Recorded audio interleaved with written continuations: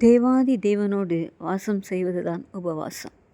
இந்த நாட்களிலே நீங்கள் அநேகர் உபவாசம் இருப்பீர்கள். ஆனால் அந்த உபவாசத்தை சரியாய் புரிந்து கொண்டு தேவனோடு வாசம் செய்வீர்கள் என்று சொன்னால் அது மிகுந்த அற்புதத்தை கொண்டு வரும். இந்த உபவாசம் ஒரு வல்லமை உடையது. இந்த உபவாசம் நம்மை சுத்திகரிக்கும்.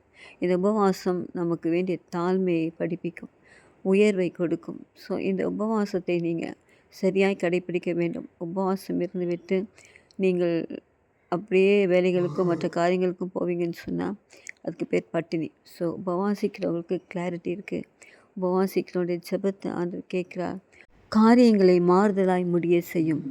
உபவாசம் உங்கள் சுக வாழ்வை துளிர்க்க செய்யும். உபவாசம் உங்களுக்காக நீதியான காரியங்களை செய்யும். எஸ்தர் ராஜாத்தி 3 நாட்கள் தான் உபவாசித்தார்கள். தேசத்திலே ஒரு பெரிய மாற்றத்தை கர்த்தர் செய்தார். உபவாசியுங்கள், காரியங்கள் மாறுதலாய் முடிவதை பார்ப்பீர்கள்.